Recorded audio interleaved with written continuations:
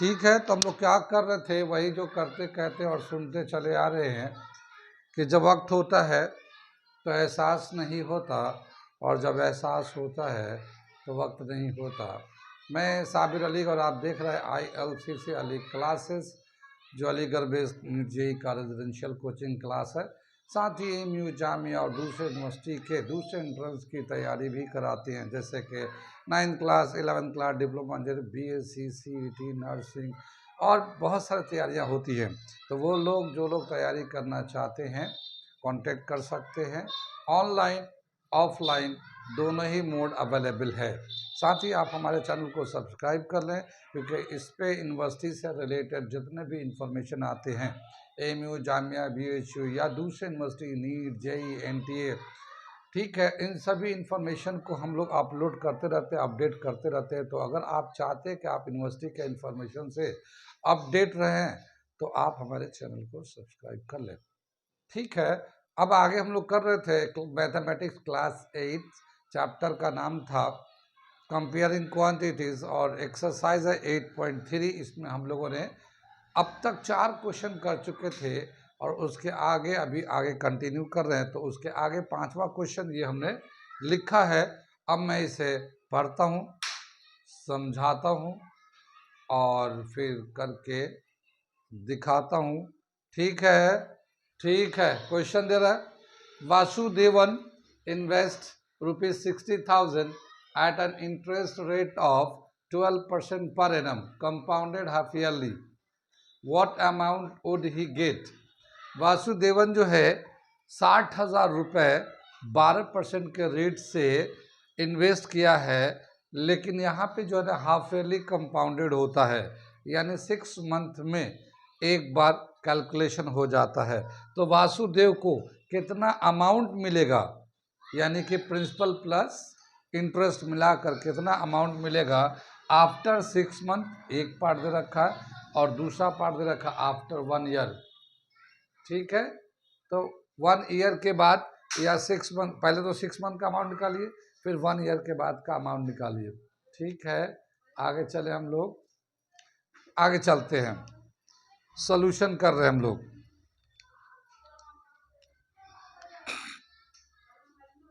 यहाँ जो प्रिंसिपल है वो 60,000 है, रेट है वो 12% है।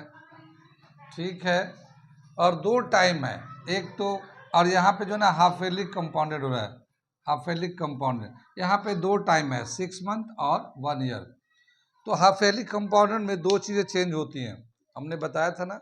When half yearly compounded, when half yearly compounded, half yearly compound होता है तो रेट क्या हो जाता है, R' is equal to R/2। जो पहले रेट था एनुअली का, उसका आधा हो जाएगा रेट ऑफ इंटरेस्ट। तो एनुअल रेट है 12%, लेकिन हाफ ईयरली कैलकुलेट होगा तो अब 6% रेट ऑफ इंटरेस्ट लगेगा। कितनी बात सुनने। और नंबर ऑफ कन्वर्जन जो है n, यहाँ पे एक लेते हैं number of conversion calculation, conversion और कैलकुलेशन n जो है वो आता है 2t। यहाँ पे t जो है ना टाइम जो है ईयर में होता है, कितने साल। ठीक है ना, कितने साल। तो यहाँ पहले पार्ट के लिए क्या दे रखा है, 6 मंथ। ठीक, मैं ज़रा सा ऊपर मिटा देता हूँ और 6 मंथ का निकालने जा रहा हूँ। यहाँ पे जो है टाइम जो है 2, और ये 6 मंथ है ना, ये मंथ था, तो मंथ को हम लोग ईयर बनाने के लिए क्या करते हैं, 12 से डिवाइड कर देते हैं। मंथ को ईयर बनाने के लिए 12 से डिवाइड कर देते हैं। तो ये 6 1 जा 6, 6 2 जा 12, 12 से 1, तो यहाँ पे n का वैल्यू 1 आ जाएगा। ये मंथ को ईयर बनाने के लिए हम लोग 12 से डिवाइड कर देते हैं। ठीक है, तो ये 6 मंथ था, ये हाफ ईयर का हो गया, और ये 2 से मल्टीप्लाई करते n को निकालने के लिए, तो यहाँ n का वैल्यू 1 हो गया। अब हमें अमाउंट निकालेंगे, तो अमाउंट इज इक्वल टू क्या होता है, P1 plus R'/100 raise to the power n। यहाँ पे हाफ ईयरली कंपाउंडेड है, तो यहाँ t की जगह पे n लिखते हैं हम लोग। ठीक है, कितनी बात समझ में आई?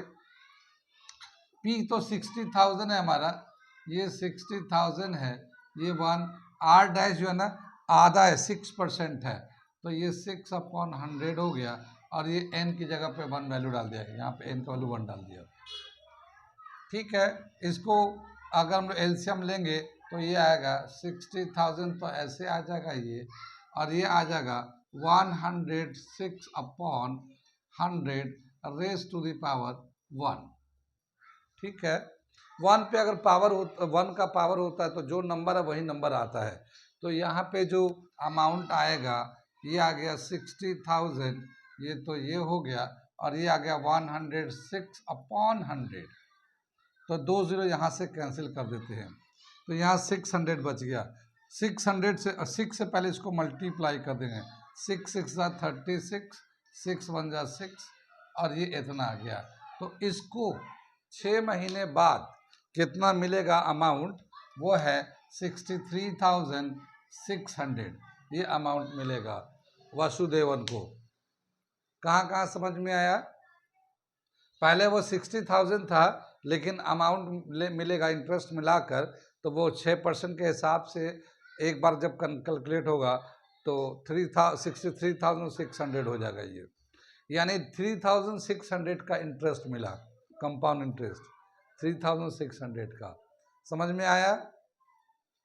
सबको समझ में आ गया? नोट कर लीजिए, और उसके बाद मैं अगला सेकेंड पार्ट बताता हूँ इसको, इसे मिटा के।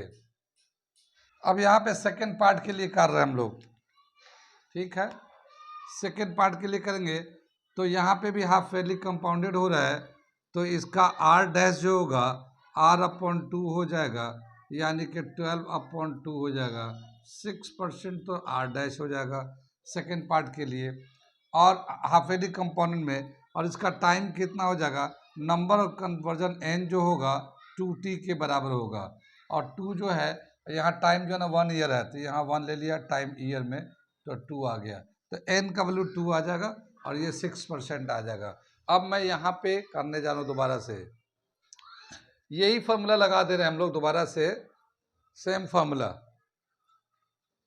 ठीक है, तो देखो P1 + R-/100 n, ये तो ठीक है। यहाँ पे P प्रिंसिपल 60,000 है, फिर 1 + 6/100, और यहाँ पे जो है 1 की जगह पे 2 डालेंगे, ये 2 आ जाएगा, यहाँ पे ये 2 आ जाएगा। कितनी बात समझ में? सेम एलसीएम आएगा, फिर यहाँ पे भी फिर 2 आ जाएगा, ये कितनी बात समझ में? और इस लाइन में सिंप्लीफाई कर देते हैं।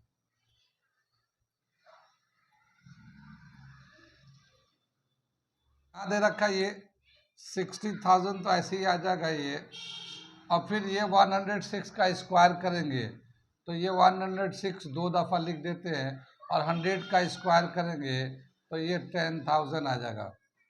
ठीक है, यहाँ पे 4 जीरो, 1 2 3 4, 1 2 3 4, ये कैंसिल हो गया। अब यहाँ बचा 6, तो अब इसको पहले तो 106 को 106 से मल्टीप्लाई कर देते हैं, और फिर जितना आता है उसको 6 से मल्टीप्लाई कर देते हैं, तो उसके बाद जो आंसर आ रहा है वो लिख रहे हैं। ठीक है, ये अमाउंट आ गया हमारा कितना, 106 को 106 से मल्टीप्लाई किए,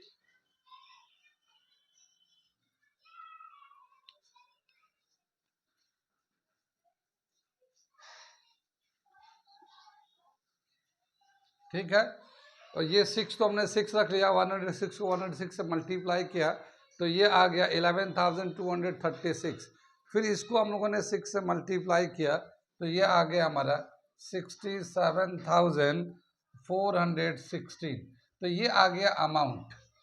तो यहाँ पे जो फाइनल अमाउंट आता है 1 साल के बाद का, A = 67,416, ये हमारा आंसर हो गया 67,416। कहाँ कहाँ समझ में आया, कहाँ कहाँ नहीं आया, नोट कर लीजिए। ये यहाँ पे बस, यहाँ पे पहले 1 था, अब 2 कर दिया, स्क्वायर करके फिर सिंप्लीफाई कर दिया। ठीक, तो ये हो गया अमाउंट, यहाँ तक नोट करिए। फिर अगला क्वेश्चन मैं लिखता हूँ, फिर अगला क्वेश्चन में, ये अगला क्वेश्चन हम लोग कर रहे हैं। ठीक है, क्वेश्चन नंबर 6 क्या दे रखा है, ये 8.3 एक्सरसाइज का, Arif took a loan of rupees 80,000 from a bank. If the rate of interest is 10% per annum, find the difference in amount he would be paying after 1.5 years if the interest is compounded annually, compounded half yearly. यानी अगर 80,000 रुपये का एक आरिफ ने 80,000 रुपये bank से loan लिया है और उसका इंटरेस्ट है 10% का, 1.5 years के लिए लोन लिया है। अब बताया क्या क्या अगर एनुअली कैलकुलेट होगा तो कितना उसे अमाउंट पेड करना पड़ेगा और हाफ ईयरली कंपाउंड होगा तो कितना अमाउंट पेड करना पड़ेगा और उसका डिफरेंस कितना होगा। मेनली डिफरेंस बताना, find the difference in amount he would be paying after 1.5 years। समझ में आ गया सवाल सबको? तो हम लोग क्या करेंगे, पहले एक बार एनुअली निकाल लेते हैं अमाउंट और एक बार हाफ ईयरली करके अमाउंट निकाल लेते हैं और फिर देखते हैं किसमें ज़्यादा देना पड़ रहा है, ठीक है, और कितना ज़्यादा देना पड़ रहा है, डिफरेंस में निकालना है। आगे चलें हम लोग, समझ में आ गया सवाल? तो हम लोग एनुअली कंपाउंडेड जब होगा तो यहाँ पे जो टाइम है, पहले तो वो गिवन इन्फॉर्मेशन को लिख देते हैं। क्या दे रखा, सोल्यूशन करने जा रहे हैं। पी जो है ना, प्रिंसिपल जो है ना 80,000 है और रेट ऑफ इंटरेस्ट पहले पार्ट के लिए कर रहे हैं। यहाँ पे हम पहले हम करने जा रहे हैं, रेट ऑफ इंटरेस्ट दे रखा है 10% और टाइम दे रखा है 1.5 years, 1.5 years, एक पूरा एक हाफ ईयर सही है, टाइम दे रखा है ये, ठीक है। अब क्या बताया कि पहले हम लोग अमाउंट निकालने जा रहा है जब कंपाउंडेड एनुअली है, व्हेन कंपाउंडेड एनुअली, व्हेन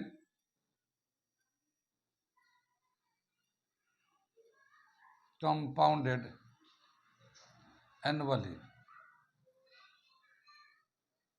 ठीक है। एनुअली कंपाउंड होगा तो क्या हो जाएगा, तो यहाँ पे जो टाइम है ना, फ्रैक्शन में टाइम है, देखिए ना, एक होल ईयर 1 है और इधर हाफ ईयर है, तो इसका एक हम लोगों ने फॉर्मूला बताया था।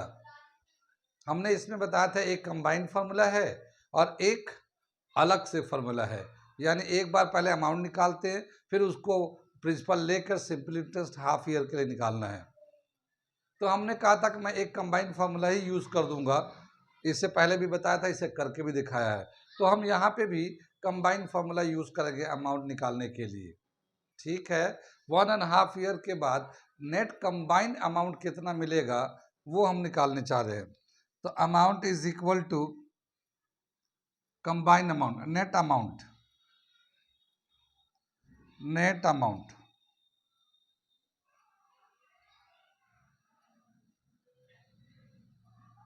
Net amount A dash is equal to A, यानी अमाउंट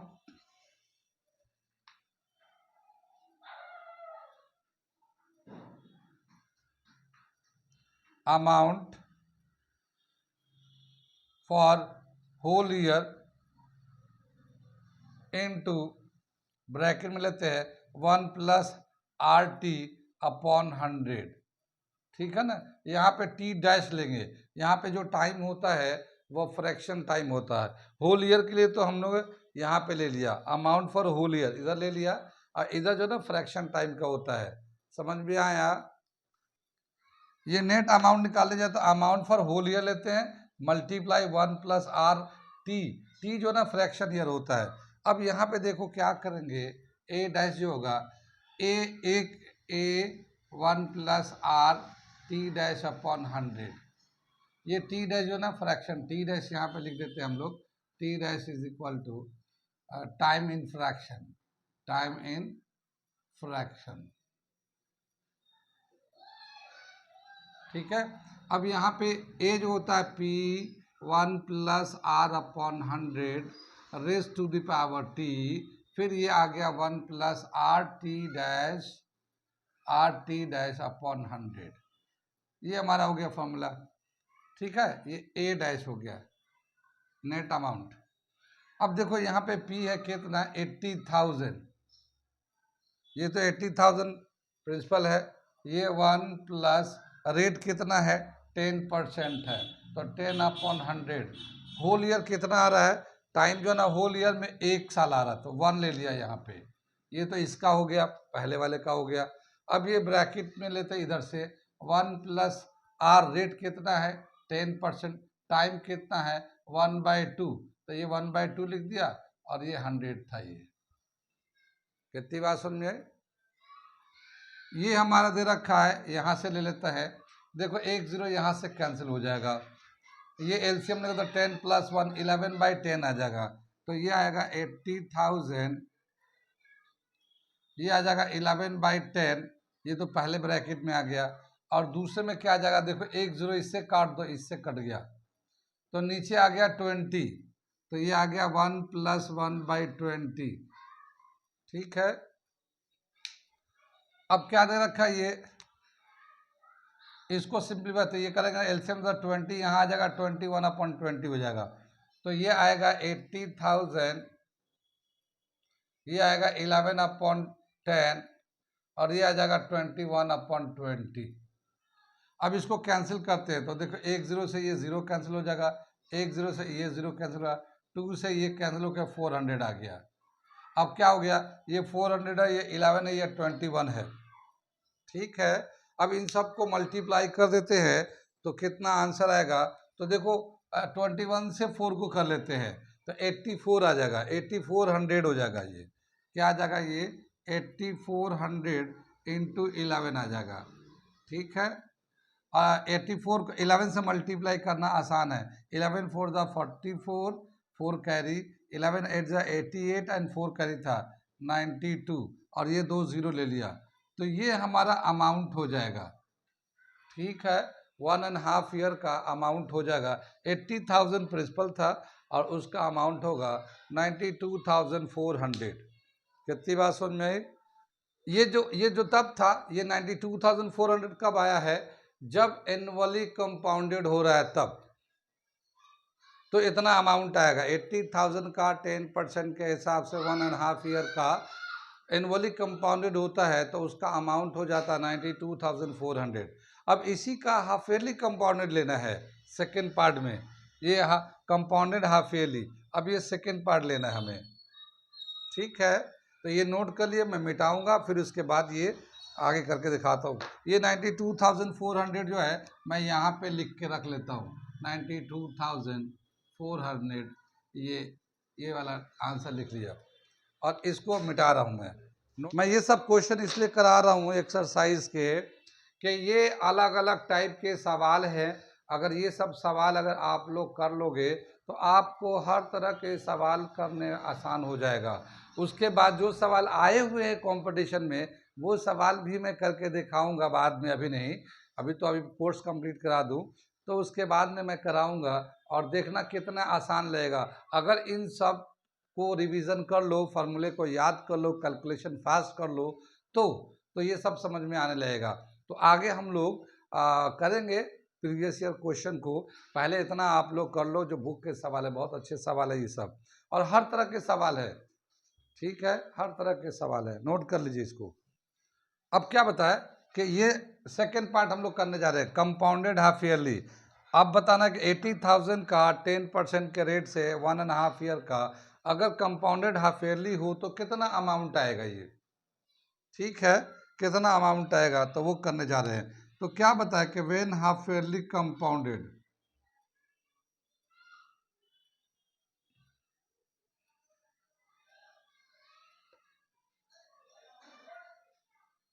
तो रेट कितना हो जाएगा, r' जो होगा r/2 हो जाता है, रेट तो आधा हो जाता है, तो 10/2 यानी कि 10%/2 यानी कि 5% तो रेट हो जाएगा। और नंबर ऑफ कन्वर्जन n का वैल्यू कितना हो जाएगा, नंबर ऑफ कन्वर्जन भी कहते हैं, कैलकुलेशन भी कहते हैं, नंबर ऑफ कन्वर्जन और कैलकुलेशन यानी कितनी दफ़ा हिसाब किताब होगा इतने दिनों में। n is equal to 2t, और यहाँ पे जो t है 1.5 ईयर है, 1.5 ईयर को 3/2 भी लिख सकते हैं हम लोग, 3/2 भी लिख सकते हैं हम लोग। ठीक है ना, तो इसको हम लोग 2 × 3/2 लिख देते हैं, 2 से 2 कैंसिल, 3 आ गया। कितनी बात सुन, तो n का वैल्यू 3 आ गया। यहाँ तक समझ में आ रही है? आगे चले।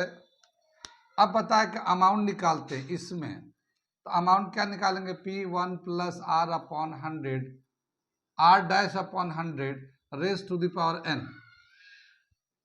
P कितना है? 80,000 प्रिंसिपल है ये। 1 प्लस आर डैश कितना है? या 5%, क्योंकि हाफ ईयरली कंपाउंड में वो रेट कम हो जाता है। और n का वैल्यू कितना आ जाएगा? 3। ठीक है, इसको कैंसिल कर लेंगे 5 से, ये 20 आ जाएगा। 21 यहाँ चला जाएगा, 1 यहाँ से प्लस हो जाएगा, तो ये आएगा 80,000 और ये आएगा 21/20 का क्यूब आ जाएगा।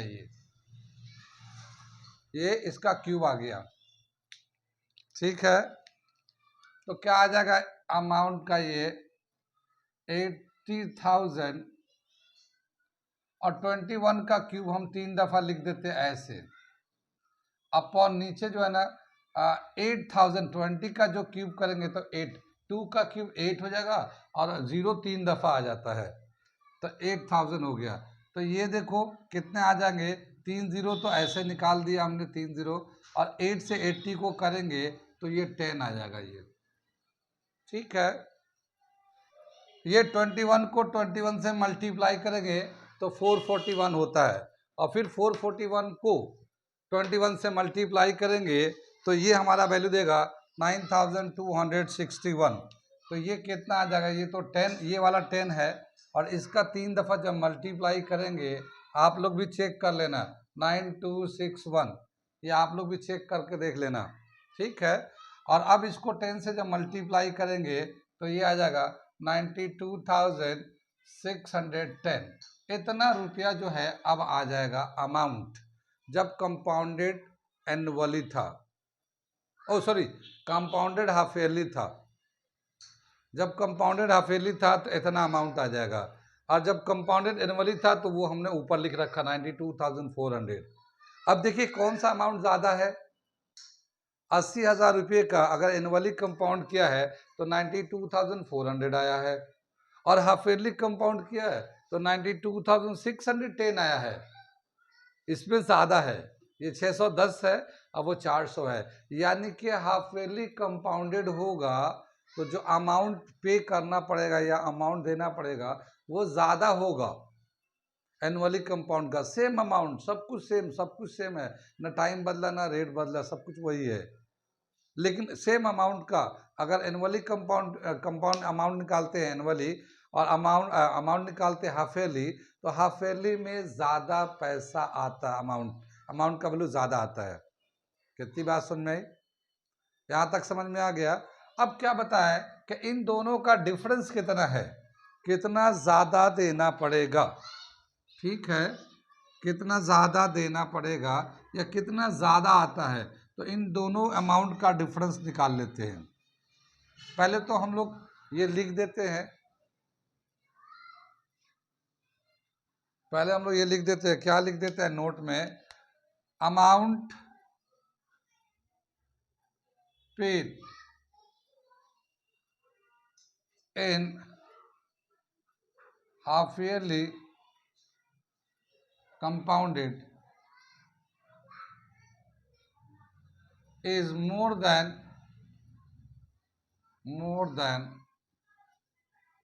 annually compounded।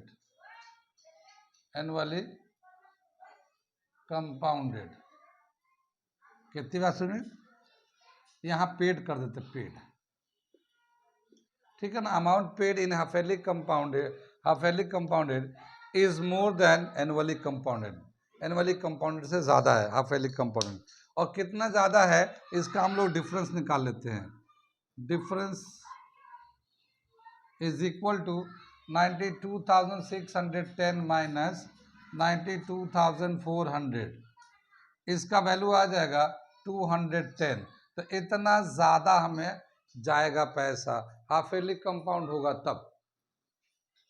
ठीक है, हाफ ईयरली कंपाउंड होगा तो इतना 210 रुपया ज़्यादा जाएगा। अब बताइए कहाँ कहाँ समझ में आया, कहाँ कहाँ नहीं आया, किसको समझ में आ रहा है, किसको नहीं आ रहा है।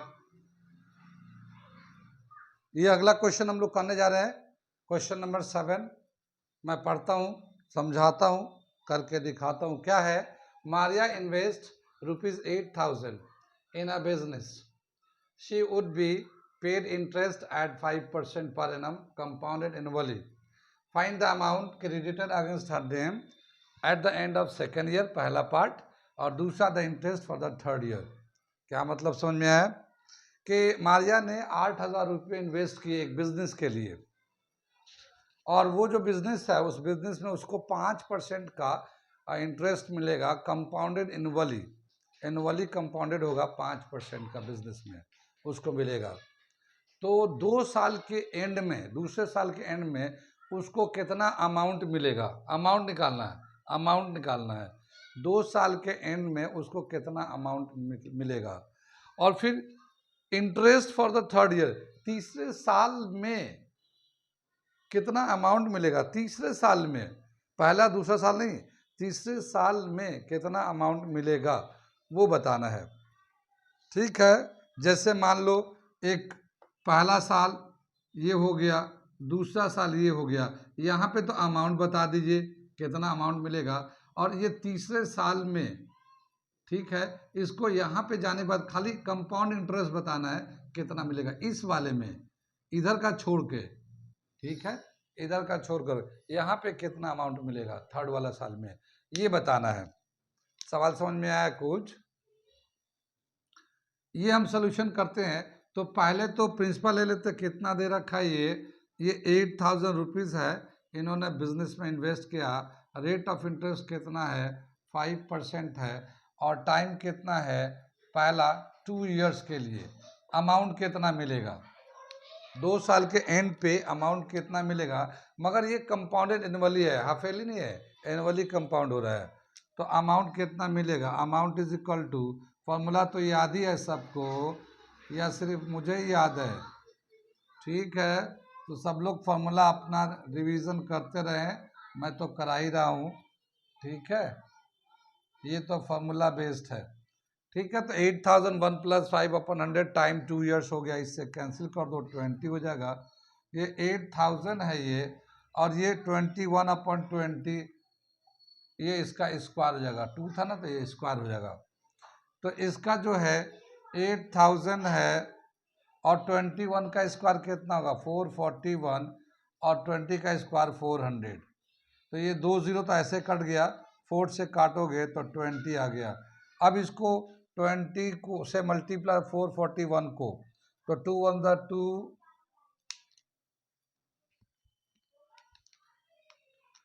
2 1 द 2, 2 4 द 8, 2 4 द 8, यहाँ पे एक 0 था, 0 डाल दिया.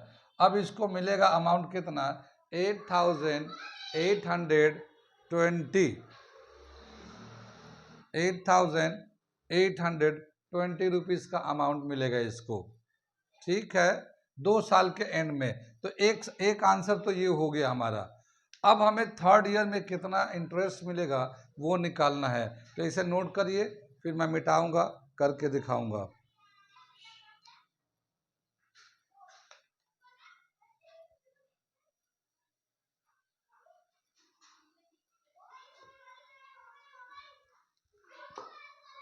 कर लिए नोट? क्वेश्चन मैं मिटा दूं? बरीशा, उमर, सो गए भाई? उमर, नींद पूरी हुई? अच्छा, जाग रहे हो? जागते रहो, जागते रहो.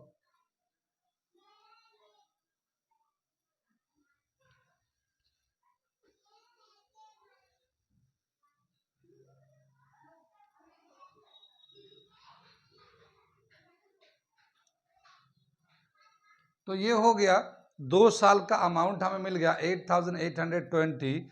अब हमें तीसरे साल में कितना अमाउंट कंपाउंड इंटरेस्ट मिलेगा? जैसे हमने यहाँ बताया है कि पहला साल ये 1 साल हो गया, यहाँ से यहाँ तक 1 साल हो गया, यहाँ से यहाँ तक 2 साल हो गया. यहाँ पे अमाउंट निकाल लिया 8,820. अब हमें तीसरे साल में कितना कंपाउंड इंटरेस्ट मिलेगा ये बताना है. तो यहाँ से हम लोग लेके चलेंगे, सेकेंड ईयर से लेके चलेंगे थर्ड ईयर, तो एक ही साल पड़ेगा. और इसका यहाँ से ये जो है ना 8820 प्रिंसिपल काउंट करेंगे, इसको क्या कहेंगे हम लोग, प्रिंसिपल, ये अमाउंट नहीं लेंगे। तो हम लोग क्या करें सेकेंड पार्ट के लिए, फॉर सेकेंड पार्ट, ठीक है, प्रिंसिपल इज इक्वल टू 8820, ये वाला प्रिंसिपल हो जाएगा इसका, और रेट ऑफ इंटरेस्ट वही चलेगा 5%, और टाइम कितना हो जाएगा 1 ईयर, क्योंकि यहाँ से 2 से तीसरे साल में कितना अमाउंट हमें कंपाउंड इंटरेस्ट होना है, ठीक है ना। तो हम कंपाउंड इंटरेस्ट निकालने जा रहे हैं। कंपाउंड इंटरेस्ट का फॉर्मूला याद है, सबको याद है या सिर्फ मुझे ही याद है, बताओ भाई, क्या बताओ तो जरा बताओ, कंपाउंड इंटरेस्ट का फॉर्मूला क्या होता है। ये क्या दे रखा है, इसको हम लोग सिंप्लीफाई करेंगे, ये तो 20 आ जाएगा, 21/20 आ जाएगा, ठीक है। तो ये आएगा 8820, और ये आएगा 21/20, यहाँ पे पावर 1 है तो यही नंबर आ जाएगा, और ये -1 हो जाएगा यहाँ पे, इसका एलसीएम तो 20 यहाँ चला जाएगा, तो 8820, और यहाँ आ जाएगा 21 - 20/20, ये आ जाएगा, और ये आ गया 8820, ये 1/20 आ जाएगा, 1 0 इससे कैंसिल होगा, 2 से काट लो, 441। तो ये जो थर्ड ईयर में कंपाउंड इंटरेस्ट होगा 441 होगा, ये compound interest for third year हो गया 441 रुपये, ये थर्ड ईयर के लिए कंपाउंड इंटरेस्ट हो जाएगा। कितना समझ में आया। एक तरीका तो ये है, और एक दूसरा तरीका भी है, वो भी मैं ओरली एक्सप्लेन कर दे रहा हूँ। कैसे करेंगे, जैसे यहाँ पे अमाउंट निकाला 2 साल के लिए निकाला था ना, ऐसे ही 3 साल के लिए भी अमाउंट निकाल लेते हैं। 2 साल के लिए जैसे निकाला था 8820, ऐसे ही 3 साल के लिए भी निकाल लेंगे अमाउंट, और 3 साल के अमाउंट में से ये 2 साल का अमाउंट माइनस कर देंगे, तो जो बचेगा वो कंपाउंड इंटरेस्ट हो जाएगा थर्ड ईयर के लिए। ऐसा भी तरीका है, यानी कि अगर कंपाउंड इंटरेस्ट निकालना चाहते हैं तो कंपाउंड इंटरेस्ट जो है amount of 3 years minus amount of 2 years करके भी निकाल सकते हैं, मगर हमने ऐसे कर दिया एक मेथड, ये इस तरह से। कितनी बात समझ में आई। आगे चले हम लोग, ये वाला मेथड समझ में आ गया, ये वाला मेथड समझ में आ गया ना, ये इसे नोट कर लो। मैं ये वाला भी करके दिखा दे रहा हूँ, मैं ऐसे भी करके दिखा दे रहा हूँ ताकि ये बाद में आसानी रहे, जिससे चाहो उससे कर लो। नोट करो पहले, फिर मैं बताता हूँ इसको। अमाउंट का फॉर्मूला लगा दिया, AP1 + R/100 raise to the power 3 for 3 years. तो ये 8000 तो उसका प्रिंसिपल था, ये 1 + 5/100, और ये t जो ना 3 ले लिया, ये 8000 हो गया, ये 1 प्लस ये कैंसिल करके 20 आ जाएगा, 1/20 रेज़ टू द पावर 3 आ गया। ये 8000 है, ये कितनी बात सुन में, और ये 21/20 का क्यूब हो जाएगा, ठीक है। ये 8000 रहेगा, और ये 21 का जब क्यूब करेंगे तो अभी हम लोगों ने 21 का क्यूब किया था, और वो वैल्यू आएगा 9261। 21 का जब क्यूब करते हैं तो 9261 आता है, और 20 का क्यूब करेंगे तो ये 8000 आता है। तो ये 8000 पूरा ही कैंसिल हो जाएगा, तो 3 साल का जो अमाउंट होगा 9261 आ जाएगा, अमाउंट फॉर 3 इयर्स। अब हम compound interest for third year में कितना कंपाउंड इंटरेस्ट मिला है, तो उसको क्या करेंगे, A3 में से A2 को माइनस करेंगे, यानी 3 साल का जो अमाउंट था उसमें से 2 साल के अमाउंट को माइनस कर देंगे। तो 3 साल का अमाउंट तो ये है 9261, और 2 साल का अमाउंट है 8820।